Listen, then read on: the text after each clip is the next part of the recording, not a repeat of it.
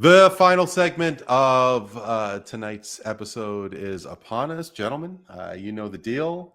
If you agree, straight facts. If you disagree, bro, relax. And Neel, when I did tell you about the lineup and shared that Victoria Mboko is a real star in the women's tennis, Burlington's own, and she actually is playing this evening against Jessica Buzas Minero. My apologies if I butchered her name, but Mboko in the quarterfinals of the National Bank Open here in Montreal is up 3-2 in the second set. She took the first set for 6-4. And Mboko has had quite a run, not only in Montreal, but she's made quite an impression in the first year of the WTA. She defeated number one Coco Gauff in this tournament, made it to the third round in the French Open and the second round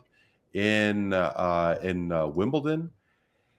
And tennis hasn't had the longest history in men's or women's tennis. I mean, Jeannie Bouchard did have a very brief run, but everybody was really captivated by her when she reached the Wimbledon final, let alone Bianca Andreescu when she won the U.S. Open in 2019.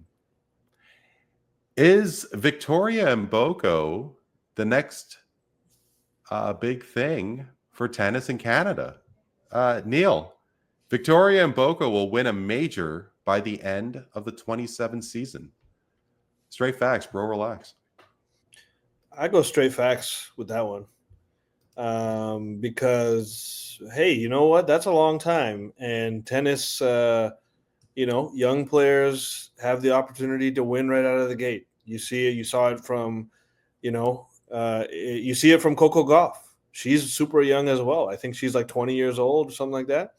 And I mean, if Victoria Mboko is already taking it to players of her stature who are Wimbledon or French Open champion, I believe Coco Gauff is, and now she's taken her in the just a couple months later in Canada. Yes, home field advantage is a thing to a degree, but that's a very impressive win. And so I would say that, with the Canadian pride in me swelling up, loving to see what this young lady is doing, and certainly her win against Coco Gauff has piqued my interest in catching some of her future matches, seeing what she can do.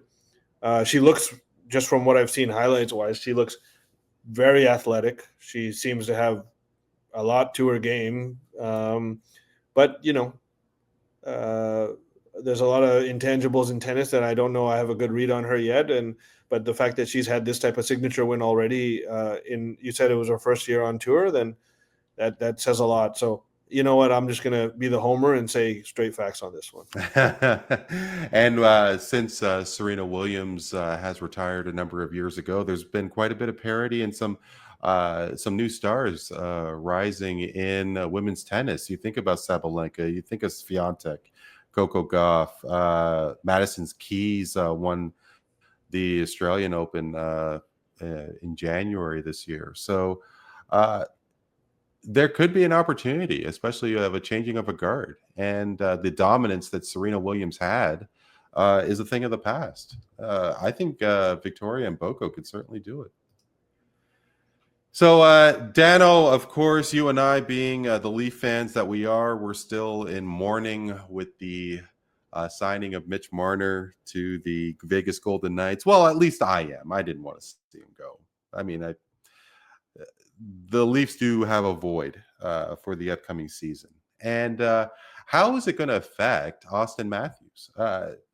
He's only had an NHL career that included Mitch Marner. And during that time, Dano, he has, this past season, he had 78 points in 67 games. It averages to 1.16 points per game, which ironically enough was his points per game throughout his entire career. Is that going to rise? Is it going to drop? I mean, because Matthews is expected to carry a lot more of the load. Who knows who's going to be on Matthews' line? But is it going to be a rejuvenation for Auston Matthews? Auston Matthews will have a higher points per game next season. Dano, straight facts, bro. Relax. Straight facts. I think for the first season anyway, there's going to be a rebirth for the entire team, Matthews included, where I often draw the example of I forget the year, but there was a year that the Seattle Mariners won 140 games or something stupid like I think that, it right? was, And it was the year I think it was after. 2001. Yeah, it was the year after they got rid of who? Was it Griffey or A-Rod? It was A-Rod. It was a A-Rod. star player. A-Rod, yeah. So they got rid of A-Rod and they went on this run. So we've talked about this. It was kind of a theme in today's show where teams win championships. Star players don't always. NBA may be excluded. So I think the Leafs and Matthews are going to have a resurgence. They're going to have a refocus. And I think Matthews is going to have a dynamite year. Remember last year he got hurt in training camp.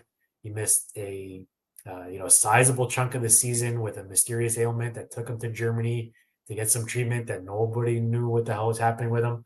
So he had a rough year, and he still produced at an elite level. And throw in the Four Nations on top of that. So he played a lot of hockey in a very short window under some pretty bright spotlights. And this year will be no different with the Olympics as well. He'll lead the American team there. Yeah, exactly. And coming into a season without his Robin, for a lack of a better term. But I think he'll have a dynamite season. And I think his points per game will increase this season. So I'm looking forward to it. Yeah, I think I am too. And I'm right there with you. I think that, this season with the new scenario that Matthews will have, I think that will spark him.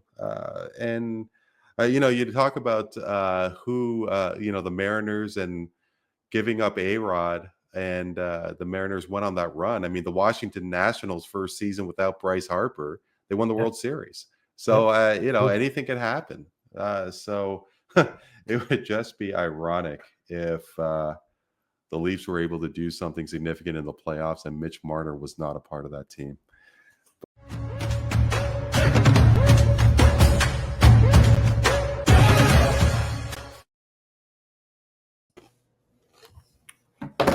Right on.